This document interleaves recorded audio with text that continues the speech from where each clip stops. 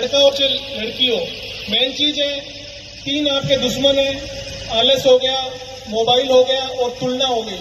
ये तीनों आपके सबसे बड़े दुश्मन है। दुश्मन इन द सेंस कोई भी टेक्नोलॉजी अपने आप में दुश्मन नहीं होती, उसका आप यूज किस प्रकार कर रहे हो उससे ऊपर निर्भर है।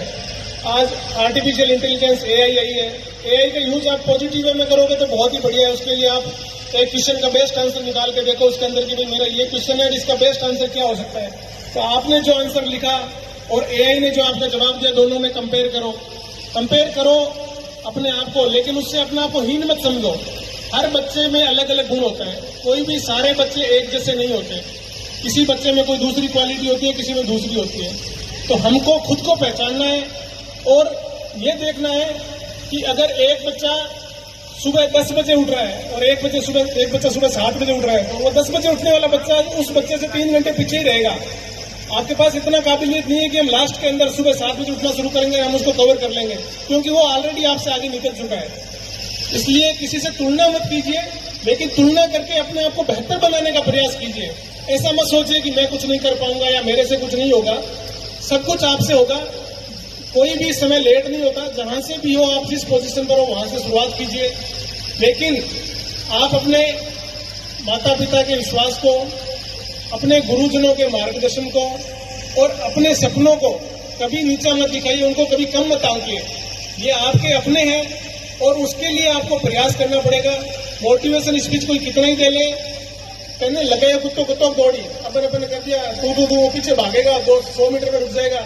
लेकिन जिस बच्चे की ट्रेनिंग जिस कुत्ते की हो रही है शिकारी के तौर पे, वो शिकार करके ही आएगा। तो आपको उस शिकारी कुत्ते की तरह बनना है कि नहीं, मुझे तो शिकार लेके ही आना है। तो मतलब जज्बा आपके अंदर से आएगा, आग अपने अंदर होती है।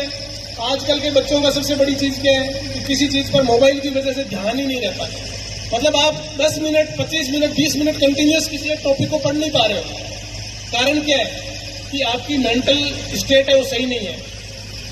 हेल्थ भी होता है ना, आदमी कहता है स्वास्थ्य केवल ऐसा नहीं है कि फिजिकली आप अच्छे दिख रहे हो उससे स्वास्थ्य बन गया। आपका स्वास्थ्य फिजिकल के साथ साथ आपका मेंटल स्टेटस कैसा है। आप खुश रहो, प्रसन्न रहो, खेल के साथ साथ थोड़ी बहुत एक्सरसाइज भी करना चाहिए, थोड़ा गेम भी खेलना चाहिए। थोड़ा गेम खेल लिया, लेकिन अपने आप को फिट रखना, अपने आप को खुश रखना। आप रिजल्ट के पीछे भागोगे, रिजल्ट आपके पास नहीं आएगा। आप सोचोगे कि मुझे मार्क्स लाना है, मार्क्स पर ध्यान मत दो, आप प्रोसेस पर ध्यान दो, रिजल्ट ऑटोमेटिकली आएंगे। आपको प्रक्रिया का आनंद लो कि जो लर्निंग लेवल है ना आपका। अभी कोई बच्चा कहता है कि यार इसके 87% आए हैं, आप उस 87% से ये मत सोचो कि मेरे 87% आए, परसेंट के पीछे नहीं है। बात यह है कि उस एग्जाम के अंदर 13% लर्निंग आपकी पीछे छूट गई थी, आपकी 13% लर्निंग बाकी रह गई पिछले एग्जाम में। तो आपका परसेंटेज का मीनिंग ये है कि आपकी जो लर्निंग छुट्टी है उस लर्निंग को दोबारा आप कवर करो। और एक ऐसा आप कहीं भी चले जाओ, आप यूपीएससी की तैयारी करोगे, आईएएस की तैयारी करोगे, कहीं भी करोगे, बेसिक रिमेन सेम। बेसिक चीज वही रहेगी जो आप 9th 10th 8th में जो ज्योग्राफी पढ़ रहे हो वही ज्योग्राफी आगे चल के चलनी। हो सकता है कि कुछ उसमें एक्स्ट्रा एडिशन हो जाए, दैट इज डिफरेंट इश्यू, लेकिन जो बेसिक चीज है वो आपका वही सब्जेक्ट रहना है। हिस्ट्री चेंज नहीं होने वाली है, ज्योग्राफी चेंज नहीं होने वाली है। चीजें क्या है कि आपको बेसिक अपना स्ट्रांग रखना है, और बेसिक के लिए आपको रोट लर्निंग करने की भी जरूरत नहीं है कि मैं रट्टे मार रहा हूं। आप कॉन्सेप्चुअल क्लियरिटी रखो कि मुझे कॉन्सेप्ट क्लियर है, मेरी ज्योग्राफी स्ट्रांग है, मेरी हिस्ट्री स्ट्रांग है, मेरी साइंस स्ट्रांग है, मेरी मैथ्स स्ट्रांग है। मैथ्स के भी आपके कॉन्सेप्ट क्लियर होने चाहिए।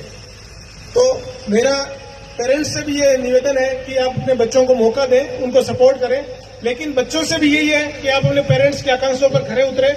यहाँ पर जो भी कोचिंग अभी पाई कोचिंग ने बुलाया है उनका बहुत बहुत धन्यवाद। लेकिन कोचिंग के गुरुजन आपको कुछ मतलब थोड़ा एडिशन करवा सकते हैं आपको, लेकिन ऐसा नहीं कि वो पूरा आपको तैयार करा देंगे। मेहनत आपको करनी पड़ेगी। तो मेरा पाई कोचिंग की मतलब अभी इनॉग्रेशन हुआ है, इसके लिए सतीश जी को बहुत बहुत आभार, उन्होंने मुझे